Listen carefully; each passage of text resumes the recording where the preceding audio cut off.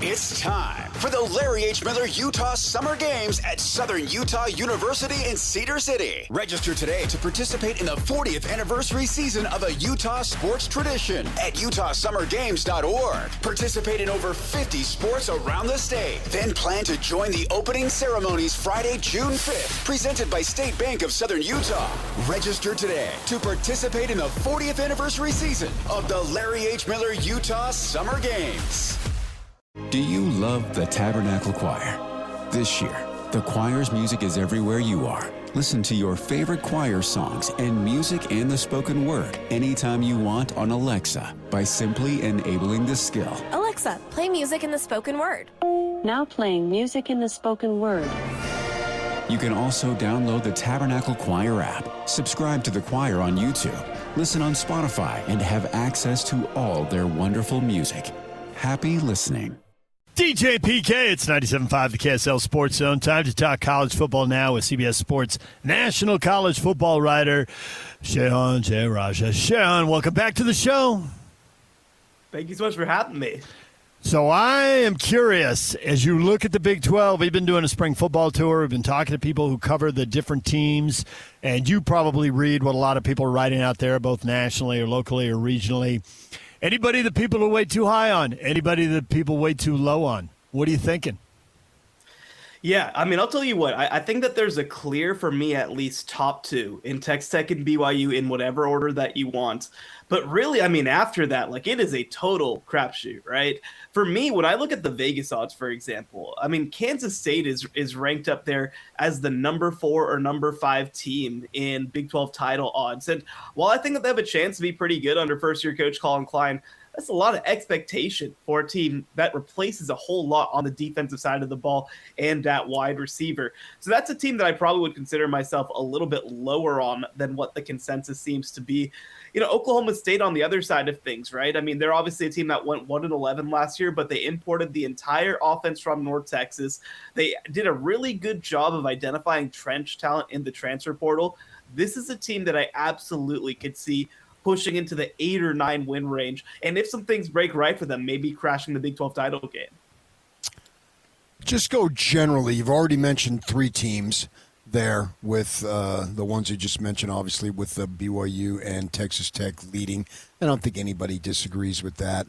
But who do you think has an opportunity to get to go at least minimally 6-3 in the conference? Because if you go 6-3, more than likely, it's not like you're going to go into November and win 4 games. So you're not going to be basically where I'm getting at was when you get into the first week in November, you probably are in contention if you end up 6-3. Even if you in 6-3 probably wouldn't get you to the title game. We understand that. But my thought being, if you have an opportunity to get to 6 wins in November, you probably have maybe an opportunity to get to 7 or 8, which could put you in contention. So just use 6-3 as a baseline.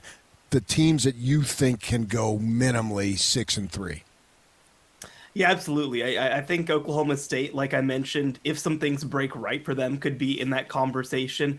I think that a very undervalued team right now, too, is TCU.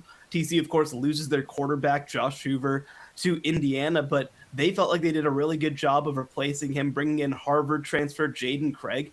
Jaden Craig is somebody who's been on NFL radars before. He does a great job. One thing that the staff will point to, too, is that he takes good care of the ball, which has been an issue the past couple of years at TCU.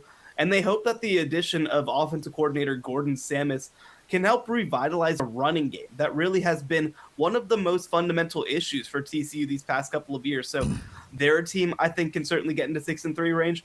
I think that Utah, with the way that their schedule lines up, it's a pretty realistic possibility that they could be in the 6-3, 7-2 range as well. Now, of course, they replace a lot from their 2025 team, especially along the offensive line.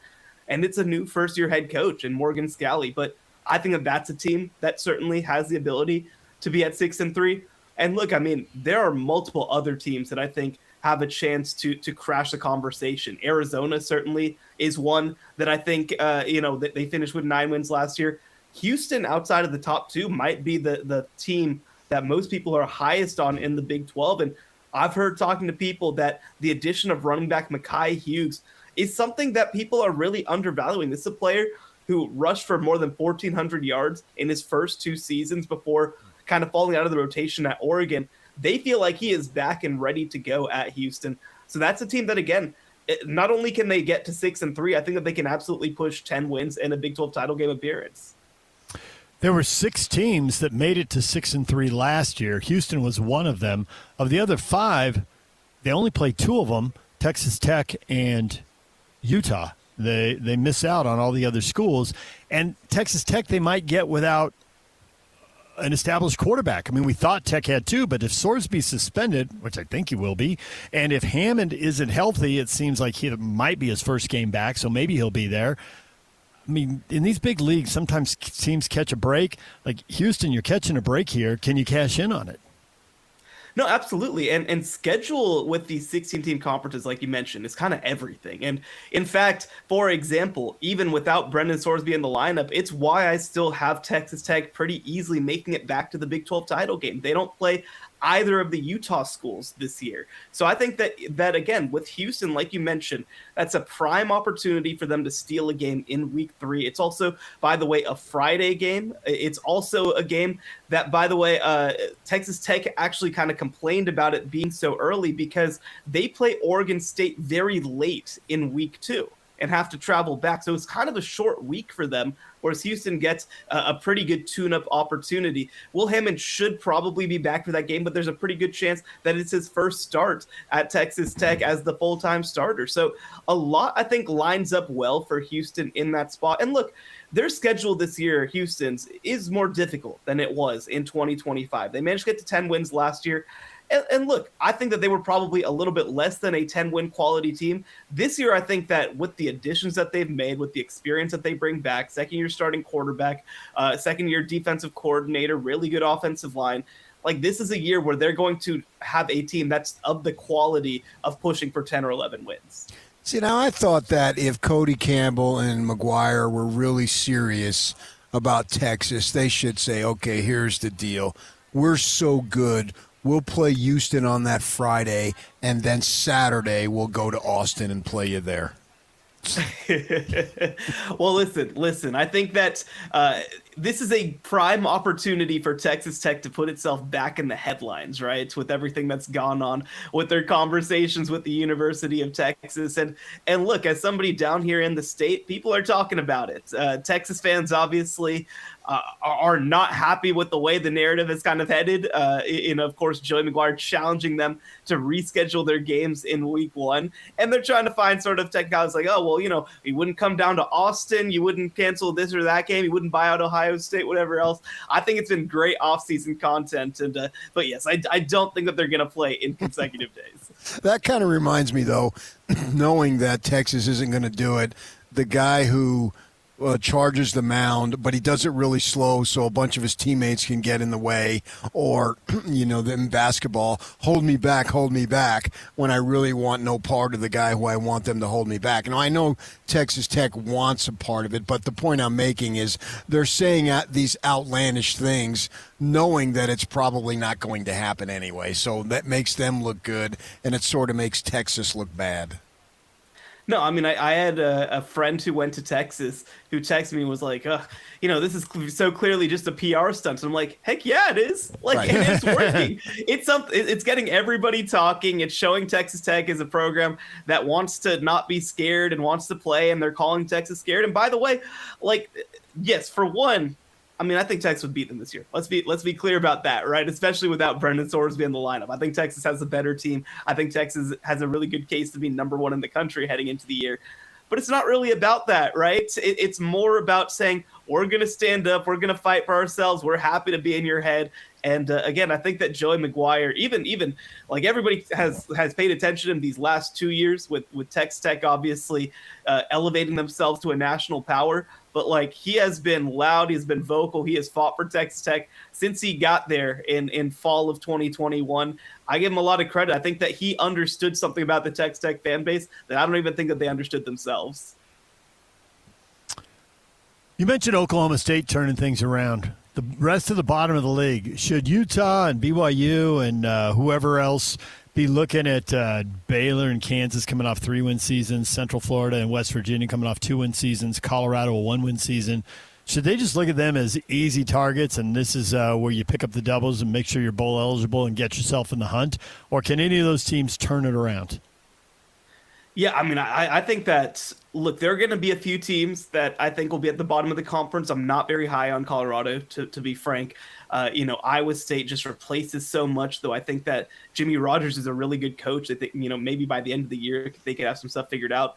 But like almost anybody else in the conference has a pathway to some interesting stuff, right? You mentioned Baylor coming in, DJ Lagway, the former number 3 overall recruits in the class of 2024. They're really excited about what he's brought. And they also, by the way, bring in Joel Klanderman at defensive coordinator, who did a great job at Kansas State over the course of multiple years. So Baylor's a team that absolutely could pop up. Cincinnati, obviously, they lose Brendan Sorsby to Texas Tech, and obviously not a suspension, but they have one of the best offensive lines in the Big 12 that nobody's talking about. They have multiple players who have a chance to be all Big 12 or even maybe All-America selection. So don't be surprised if they also overperform. I mean, when you look at the Big 12 right now, this is a league that top to bottom is just so tough. I mean, the gap between let's call it the 5th best team and the 13th best team is smaller than just about any conference in college athletics. So, look, I think BYU especially, they should maybe be half a step ahead of the field. Utah, maybe, a quarter of a step ahead of the field. But like any given week, any given time, like these are teams that absolutely have the ability to jump up and bite at your ankles. How do you think Nick Saban's message in the hearing was received? It's interesting, right? I was having some conversation with sources the past couple of days, and one thing that kind of keeps coming up is like, man, like Nick Saban brings so much credibility. That's the reason that he's involved in all these conversations.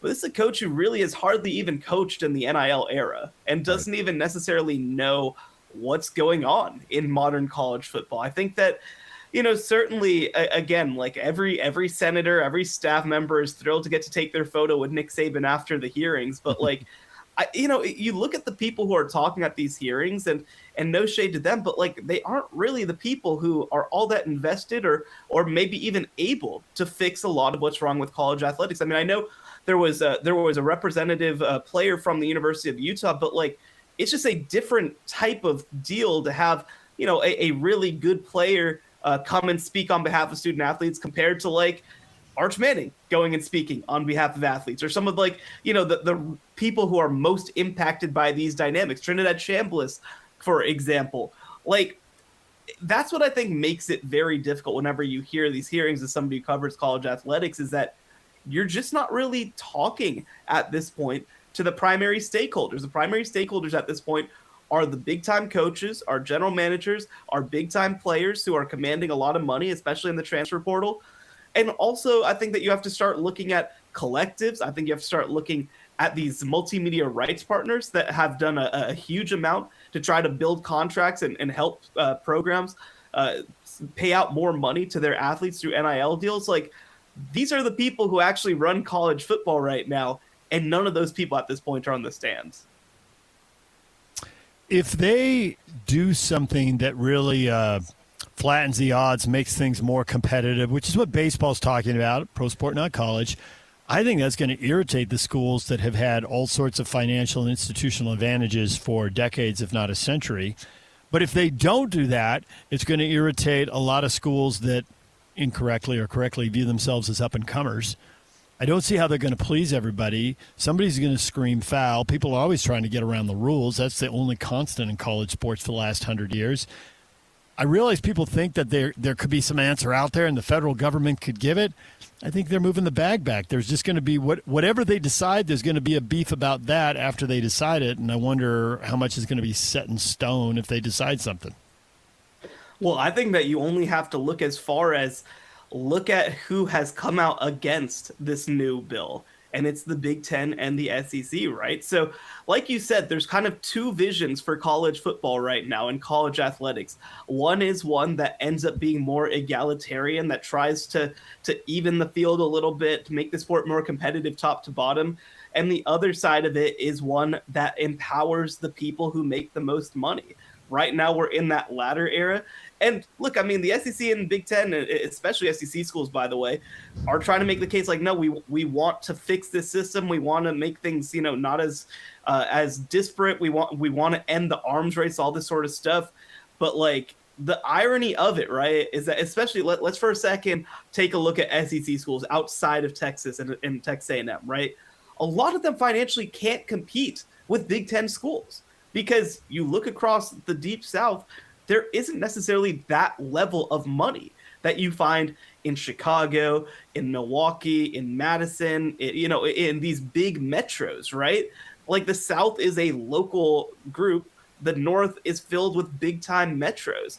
And so the SEC, especially those middle tier schools, are trying to crack this balance of let's try to pull down the Big Ten schools, but let's not ruin our advantage that we have against everybody else. So like you said, we're running into these existential issues where we talk about the idea of you're ultimately going to screw over somebody in the process, and everybody is trying to avoid it being them.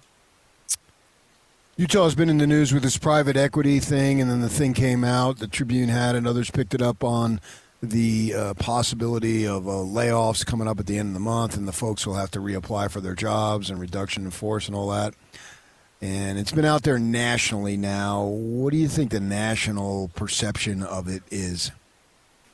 Well, I think the short of it is, like, this is what people were concerned about when Utah entered into a private equity agreement, right? Is that private equity's job is to lower costs as much as possible and maximize profit as much as possible.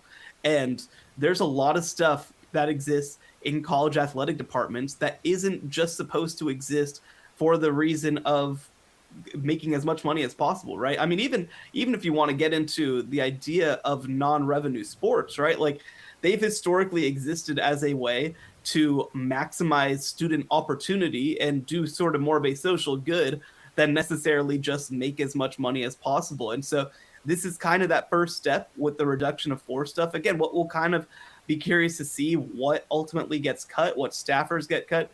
And this isn't unique, right? So whenever Trev Alberts took over at Texas A&M, he did a massive reduction of force. He said that the athletic department was too bloated. That wasn't pushed by an outside group. That was pushed by a new athletic director coming in.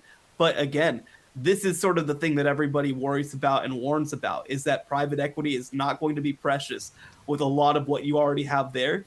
And you just have to understand that you're letting that in when you make those partnerships. To me, the question here in the short run is, are they going to eliminate 20 jobs in the athletic department but create 20 jobs over in this new entity, or are they going to eliminate 25 jobs in the athletic department and create 10 over here in the new entity? And they're saying people will be allowed to reapply for essentially their new job in this new business. Good luck with that. I think a lot of people have been out there looking for jobs, kind of roll their eyes at the thought that they somehow get hired over there. Maybe one or two people will, but doesn't seem likely. No, it's a challenge, and it's something that, again, if you are an existing staff member of the Utah Athletic Department, like, you just don't necessarily know what that means for you, right? Because there's obviously, there's people who do sort of essential roles, right? But like, will a private equity independent organization care about keeping stats and records the same way that an athletic department might? We don't know the answer to that question. Yeah, we do. We do. We do know the answer to that question. That was rhetorical, what you did. We do know the answer to that question. Well, and therein lies the challenge, right? There's going to be a lot of things that are normal college athletic stuff that we're going to have to figure out if they have any interest in trying to replicate, or if Utah is just going to kind of live in its own little world in that way. Having worked for private equity 10 or 15 years ago, I can tell you from experience, the first thing they care about is getting their bonuses. So that doesn't mean making money. That means making gobs of money so they can get a bonus. You owned a private equity company, didn't you? I did not. Oh. I definitely did not. That's right. You're your brother. This is a program, part of the program where PK lies to entertain himself, Shehan, in case you didn't know. You usually get Can I hold a dollar? PK. If you got a few more lying around, I'll happily take some. Well, we'll be down there broadcasting in Plano or Frisco next month, so we'll throw you some cash. Hey, we got Texans pronouncing it Plano and Plano. Which is it? It's Plano. It's Plano. It's Plano. It's Plano. Yeah, I know it is. Okay. Yeah. All right, got that sorted But out. it's Frisco where we're going to be. Frisco. Sean, we appreciate it as always. Thanks for coming in and talking a little Big 12 football. And it's about a month to media days now, so away we go. Looking forward to seeing you guys. Thanks for having me. Thank you, Shehan Jeyarajah. Joining us, he is a CBS Sports national college football writer and a regular guest here on the show. We appreciate him coming on. He'll have the electric lit up sport coat, so you know it's him. Oh, yeah, absolutely. Yeah, he learned, I don't know how he learned to stumble into it or what, but yeah, that's how he rolls into media days and press boxes. And some guys get away with it. Yeah. There's no way I could. He can. Confidence. You got to He walk wears the walk. he wears it well, I got to admit. Yep. All right. Well, you can read him, and both PK and I do. CBS Sports. Go to cbssports.com. You can check out his work. He's a prolific writer, PK. He's grinding out stories. I see multiple stories from him on the website on a routine basis. Oh, absolutely. Yeah, I mean, he's doing the job, and I know he loves doing it. I talked to him several times, and, being in Texas there. Yeah, he's got a lot of college football, right? It's football, and then football, yeah. And then Yeah. occasionally, if the Rangers win the World Series, we'll give you some time. If the Mavericks win or the Stars in hockey, we'll give you some time. But and it's then right football. back to football, Yeah. right? But to your point, because he's surrounded all that football, even if he's covering the Big 12, even if he's not covering one of the G5 leagues nearly as much, he's still paying attention to North Texas. And sure enough, they have a big year, and now they're coaching quarterback at Oklahoma State. So that's why we love to have him on the show to speak to that, because we know he was paying attention. Well, I think if you're looking at the surprise team, it is right now the favorite is Oklahoma State. Are they such a surprise team they can't be a surprise team? Not yet, but I get your point. Yeah. Everybody's talking about them, but they still have to do it out on the field. And if they do it out on the field, then they deserve all that attention. DJ and PK, it's 97.5, the KSL Sports Zone. We got to take a break. When we come back, we'll tell you why we're broadcasting live downstairs today instead of up on the second floor. KSLkids.com. If you want to donate right now, go online and help out Primary Children's Hospital and all the kids. They're working with 60,000 people going through their emergency rooms. That's a lot of people going through. We'll get to that next. DJ and PK, it's 97.5, the KSL Sports Zone. For Jazz fans, it's been a rough few years. Well, those days are behind us as the Utah Jazz finally struck gold in the NBA Draft Lottery. Picking second. As the Jazz prepare to draft a potential superstar with the number 2 overall pick, nobody will bring you better coverage of the NBA Draft than the KSL Sports Zone. For all the breaking news, high-profile interviews, and player analysis leading right up to draft night, keep it locked on your exclusive home of Utah Jazz basketball. 97.5. The KSL Sports Zone. I sold my car in Carvana last night. Well, that's cool. No, you don't understand. It went perfectly. Real offer, down to the penny. They're picking it up tomorrow. Nothing went wrong. So, what's the problem? That is the problem. Nothing in my life goes as smoothly. I'm waiting for the catch. Maybe there's no catch. That's exactly what a catch would want me to think. Wow, you need to relax. I need to knock on wood. Do we have wood? Is this table wood? I think it's laminate. Okay, yeah, that's good. That's close enough. Car selling without a catch. Sell your car today on Carvana. Pickup fees may apply. Back live in San Antonio, and a fool on the court with a cell phone and a night in jail. Off he goes, very quickly escorted out of here by 3 security guards, including one wearing a cowboy hat. Up top, Anunoby, a straight on 3. Too strong, rebound, tipped by Brunson out to Bridges' right wing. Brunson's open, right corner, three-pointer. It's good! Jalen Brunson puts the Knicks in front with a clutch three-pointer. 1:50 to go. They're up by 2. Brunson holding it just across midcourt, defended by Vassell. 8 to shoot, right wing, crossover, right elbow, step back, pump fake, leans in, throws it up, and he knocked it down! Jalen Brunson, a ridiculous shot! And the Knicks have a 6-point lead, 38 seconds to go. Slacker Redder headlines brought to you by Trajan Wealth. Call Trajan Wealth today, your local trusted financial fiduciary. Call them at 1-855-TRAJAN-1 or visit their website at TrajanWealth.com. Highlights from Game 1. Knicks with another double-digit win. I got to say, I know that it's easy just to say, well, that's 12 in a row, and that's 10 of 12 by double digits. But that didn't feel like a double-digit win. It was a one-point game, right. And they were trailing pretty late in the fourth quarter. But give them credit. They made the big plays. The whole cliche, you always want to play the perfect game and be awesome and dominate, but that coaching cliche, just make one more play than the other guy. Just win the game. You get these series, one win is one win, whether you win by 1 point or 41 points. So they got the game one win. It's 12 in a row. And how much can they shake the confidence and the belief of a young team? Yeah, I don't know how much belief that young team does have, though, because they've never been there. Whereas the New York Knicks, I mean, they haven't been there at this level, but compared to San Antonio, they have. San Antonio's days are to come, better days are to come. New York, the time is right now. This is a veteran team, veteran coach. The Spurs are just the opposite. It's a young team, young coach. Yep. And I think that was the difference. Now, does that mean they're going to win the series? No, I never jump to conclusions based on one game, particularly the first game. But, obviously Friday night will be a big game for the Spurs. Serious opportunity. Yeah. And then, oh, my gosh, Monday at the Garden, New York, the whole area. So a lot of That's people, amazing. And we got into this earlier in the show, a lot of people don't like New York. There's jealousy, right? New York's the biggest and all that kind of stuff. New York represents who we all are as Americans.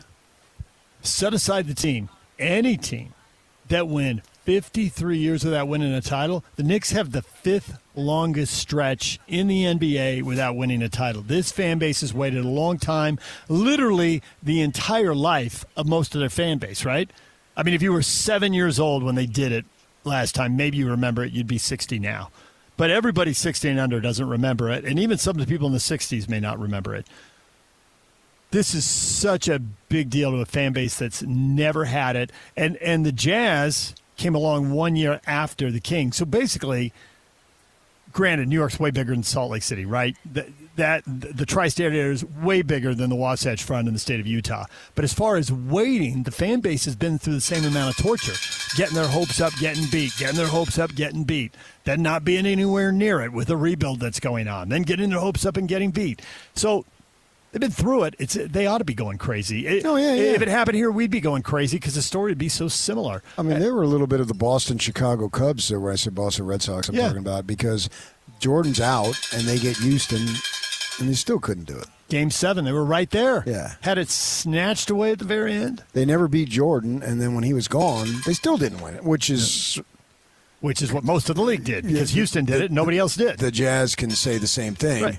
Assuming they would have beat whoever was on the other side. Well, there. And Knick basketball is such a huge deal because college basketball around here, I think it's like everybody's not everybody, but you get the point. Most people are college fans, and then it's a question of whether you're a pro fan or not. There, it's reverse. Everybody is a pro fan. It's a question of, are you a college fan? Mm-hmm. And with that in mind, and when I say everybody, you're talking about quadruple plus the population than here, obviously. And the Knicks just resonate so much. They are the team when it comes to basketball above everybody else. And they're the winter sport of record there. Even obviously more than the Nets and more than the colleges. And St. John's has got it going on with Pitino, but still, that's still isolated. And they've had some I personally am a long-suffering Knick fan. I bled for many years with them losing. Stop. No, I've followed the Knicks my whole life, so I never did. It's weird. I mean, I watched them. I knew their roster. I knew everything about them, but I never really bled with them. I enjoyed watching. I mean, winter nights. I'm a kid.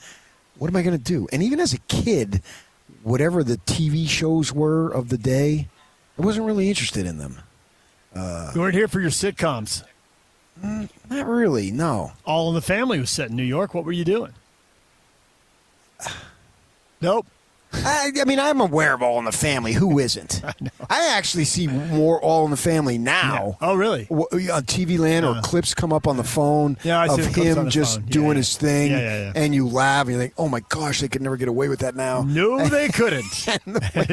the way he would say stuff and all that. So I get the importance of that. My wife just said that watching something that's 20 to 30 years old. Well, that didn't age well. Yeah, I mean that show was groundbreaking in a sense in what it represented. Yeah, and so I understand the significance of it, and I certainly watched it from time to time. But it's like I knew what time the Knick game was on tonight if they were playing when I was a kid, and And I can appreciate, and I tell the story of going to, there was a store, it would be like a Sears or any of these other stores. I don't even know stores if Sears exists anymore, but JM Fields.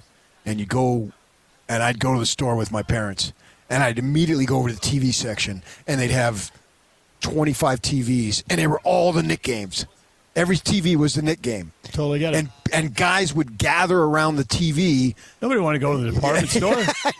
What are you doing? Right. Looking for a microwave or a dishwasher or I don't know, whatever. And I'd go, and I can remember vividly standing there with guys way older than me, and we'd be breaking down the Knicks.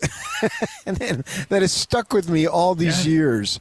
So I appreciate that. And I got to admit, even though, and I'm not going to run in here if they win and act like, yeah, my team won. I'm not saying that. But I do have a certain, what's the word? Allegiance, maybe? Yeah, I get it. But if they win, you don't have to tell me that you saw it coming, because I'm not going to brag and I'm not going to beat you up for it like you do with the Sun Devils. Don't worry about that. I don't even get that. You just totally made that up, Adam. You're already they got 2 starters coming back, and you got them in the top 4. You're the only one. Oh, top 6 maybe, but top 4. So I'm not going to claim that. I'll be above board. I'm not this diehard, but it is kind of fun to see them. And then when I can only imagine what the city's going to be like on Monday. Oh my gosh, if they come back 2-0, it'll feel like it's over. And I realize it's although not if you're a automatically. hardcore fan of the Knicks, you're not going to feel that way. But I'm not. I know. I understand that. And I get that hardcore fans will be like, well, it's happened before. Well, Right. and it has. Yeah. But you're nervous. That's the thing about it. I think there's going to be a time when the Jazz win the title. I don't know when. I hope it's my life. I hope I'm working here. And it's going to be so surreal because you've waited, and then it finally happens, and you're ecstatic, but you can't even believe it. It's like I told you that story of watching when the San Francisco Giants won, and they had the TVs in those parks that they have in the city, and there's this lady by herself who looked like she's in her 70s, and she's got tears coming down. And you know it's like a spiritual experience in a sense, because you're hearkening back. Maybe her husband was a hardcore, and he's gone now. Husband, dad, brother, whatever. Yeah, but there's somebody out there. And I believe it'll happen, and maybe that's just wishful thinking, but I do believe this franchise at some point is going to win the title. I really believe that, and it is going to be. It's going to be an unexplainable phenomenon for all these people who have lived by the Jazz for literally their whole lives. That's why we need the Mammoth to get away from now. Because you haven't lived by the Mammoth your whole life. I don't care who you are. It's impossible. Right. So the Mammoth go out and do something like the Diamondbacks did, where they just show up and win? Yeah. Or the Vegas Golden Knights. It's cool, but it's not the same. You didn't suffer. I totally agree. I thought that watching the Diamondbacks. So you didn't suffer. And when they did it, the Padres have been around 30 years. 30 years is long enough. Yeah. That's a generation. And that was enough. I was thinking jealousy. What do you guys get? I was thinking 25. So you just think 25 is a generation? Yeah, so if we get 25 years from now, if the Mammoth should win, which is the Jazz more than now. The Jazz were at 20 years in '98 when they won. They were basically 20 years in. There's a generation of people who'd waited, rooted, and suffered, and were ready to get it done. Right. But now we're another generation past that. Now we're past 50 years. Yeah. I think a generation, depending on who you are, is 20, 25, 30 years. I mean, you can probably draw that line wherever. Yeah. So the Jazz were a couple generations in, and you're right with the Mammoth. It's 2 years. Right. That's like one Tom Chambers end-of-career contract. Yeah, yes. It's not the same thing. It would be cool, obviously, and we talk about it endlessly, but at the same time, when we saw the Red Sox, when we saw the Cubs, that there has been some long time suffering, and then they get their opportunity. Now, Boston's got multiple. Chicago got the one, but at least they got the one. and it was still incredible. We just saw Denver, who'd gone 40 years, and Milwaukee, who'd gone 50. They're both in the 40-50 range, somewhere in there. And I could put those teams in. They've gone 2 generations with the Nuggets and the Bucks. And the Nuggets had sucked, man, for so long. The Bucks had some good teams. Right. It just didn't get over the top. But it seemed like the Nuggets. Denver was just down. Used to be good, and then they went. In the 80s. And it was like 30 years. Yeah. And I can remember being over there on a road trip, turning on the television and watching the news, and they got hammered again. And the sports guy throws back to the anchor. The anchor says, "Do you think the Nuggets are ever going to win? What has happened to this franchise?" And it was a longtime guy who remembered, and now he's looking at it, and the guy's like, "Yeah, I don't know, man." He didn't have an answer. What is he going to say? He can't come out, "Oh, they suck. They got no chance." But he was trying to be politically correct. So, yeah, when the Nuggets won, I've got a close friend who grew up in Colorado, long-suffering Bronco fan, and when they finally won, he was over the moon. When they broke through, they were 35 years into the Super Bowl era at that point, right? And they had some era. Buffalo Bills-like disappointments. In order to truly appreciate it, you got to go through some pain. Well, clearly the Knicks have gone through more pain than the Spurs. Now, Right. you could argue they're both going to break the mold. Either Brunson's going to win as the best player, he's going to be one of 2 or 3 small players who've led his team to a championship. Curry, Isaiah Thomas, him, that pretty much. And those guys were high picks. He was a second rounder, pick. right? Yeah. So that's one outlier. But the Spurs winning this young is another outlier. The argument is if the Thunder had been healthy and won and both these teams had paid some more dues or something. Yeah. But see, the thing is, the way the Knicks are built should give the whole league some more confidence. I agree. You don't have to go. Now, what the counterpoint is, you don't have to tank and go through the draft and get super lucky to do it. But you do have to sign Brunson as a free agent, and there are a lot of markets that are thinking we'll never sign a Brunson-quality player as a free agent. Yeah, but he wasn't a Brunson-quality player then. He has upgraded himself in the eyes of the league without question, but even so, he was at a good level, and that's a hard player to sign. He was barely at a good level, though. I agree, but he was at a good level. I think he was at a good level because Doncic got hurt and allowed him to have the ball more. 100% on that. 100% on that. He couldn't have done what he did against the Jazz if Doncic was healthy because he'd been in the game. Yeah. And Luka would have had the ball. Yeah. And he'd been standing in the corner, not really showing what he could do. Yeah. So that goes back to your theory. But see, all the theories intersect. Your theory, you got to stay ready because a chance will come, and you got to be ready to seize it because Luka's going to get healthy and the chance is going to go away. Right. But he was ready in the moment and he seized it. I don't know how you don't root for a guy like him. And I get the New York. I hate New York, blah, blah, blah. And I think that's why. But you look at the combination of their team and the composition of their team. He hasn't done anything wrong. He doesn't have any marks against him. He doesn't. And I think generally people just root for the smaller player. They just know it's harder. And it's just, you can identify with him. A lot of folk don't like Mitchell. He won up Mitchell. He got there before him. As a free agent. He did. He beat him to New York and got the salary spot that Donovan coulda, woulda, shoulda wanted. There's no need for Mitchell now. No, it doesn't fit. No, maybe across town in Brooklyn, but not. That's not the same thing. No, it's the same city, obviously. It's the same city, but the Knicks cachet and the Nets cachet, it's apples and oranges. Absolutely, yeah. It's pears and kumquats. I mean, it's the Lakers, Clippers. It is. There. I did see a thing about the lowest TV ratings. They didn't have Toronto because Toronto's national. It goes to all of Canada. But for the other 29 teams, literally the teams that were 28th and 29th in ratings were the Nets and Clippers. Move them to wherever. Vegas and Seattle. What are they doing there? They're selling tickets. People want to see the visiting players. They get a little bit of fan base, but honestly, 10 or 15% of the market should be in identifies San Diego, with them. and I'm sure the people in San Diego are saying, wait a second, they should be in Houston or Buffalo. But they should be in San Diego. Yeah, it was the Rockets who went to Houston. The Rockets left San Diego for Houston. The Buffalo Braves moved to San Diego and became the Clippers. But that's why I said wherever. That's logical. Buffalo, San Diego, they need Seattle, to do reverse Chargers. Yes. We've seen sellouts almost nightly with the Padres. Yeah.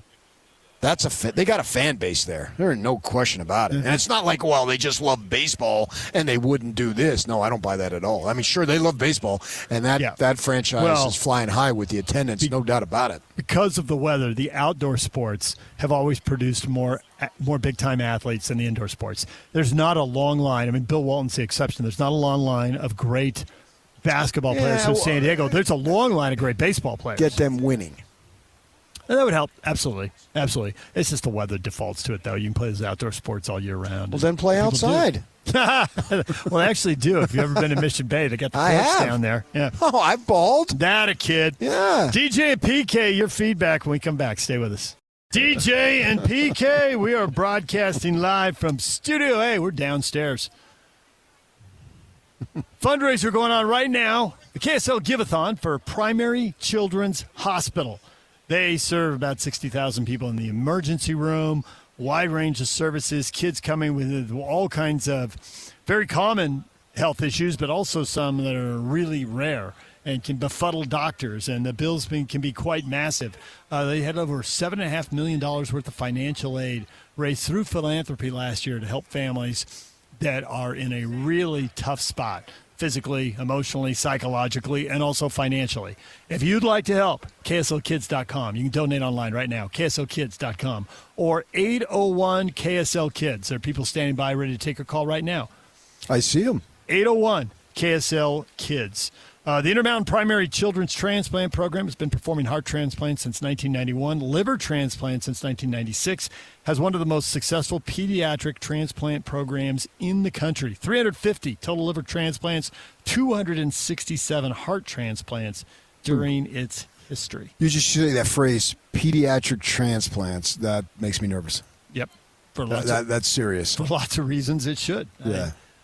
Record year in 2025, 18 pediatric heart transplants, third most in the nation, and 21 pediatric liver transplants, sixth most in the nation. And yes, they serve Salt Lake City. Yes, they serve the Wasatch Front. We got a lot of stuff we don't have time to get into right now, but about how they serve southern Idaho and parts of Wyoming and southern Utah and central Utah. And, people are coming in from Elko, and you got a sick kid. I was going to say Wendover. I was going to go west Wendover. Wendover. Good point. And they've got telehealth with those. And they got a case here of a teenager. She probably looks like she's about 15, who was actually having a stroke. And they're having problems diagnosing this massive headache she was having. That seems unimaginable. I know. But they got her through it, and apparently she's in a good spot now. And it's because programs like this exist, and you can support them online right now at KSLkids.com or 801-KSL-KIDS. Make a difference at the ground level, as you like to say, PK. For sure. This is what it's about. Person to person. Yeah. All right, it's time for your feedback, everything you have to say about today's show. And we've asked you a couple of questions today. Nick Saban on college football. It's become an arms race. Who spends the most has got the best chance to win. Do we really want this? Matt, he lost the power and balance that he and his Lake buddies enjoyed for years, and this is his attempt at doing them a solid. You don't want any part of Nick in anything. I think it's bigger than that. I get that, who is he when he benefited from the system that wasn't really above board completely. I understand that. And, I think you should have a cynicism or try to find the agenda and motivation of everyone when they speak. But I also don't think you can just summarily dismiss what he says because of that. So I'm looking at a half dozen comments here, and 5 of them line up, as if Alabama didn't spend the most under the table when he was coaching, yeah, Nate says. I understand that. But the one who goes down the road you're talking about is Greg Utes 14. He says, Nick's right. No, we don't want an arms race. But Nick is mostly pissed that the rest of the country is now able to compete in the arms race. I understand that cynicism towards him doing the speaking when he benefited at an unbelievable amount of success. So I get all that, but still, there's also a chance our local teams get spent out of the race, isn't there? No, there's no question about that. But right? Let's hear what he has to say. You don't have to take everything as gospel and implement everything, but still, let's hear what he has to say because he is a senior spokesman of the sport, whether we like it or not. DJ and PK, we're all done. Scotty G and Tim Lacombe, the coach, literally standing by, ready to take over these seats and guide the Good Ship Lollipop for the next 4 hours. Stay with us right here on The Zone.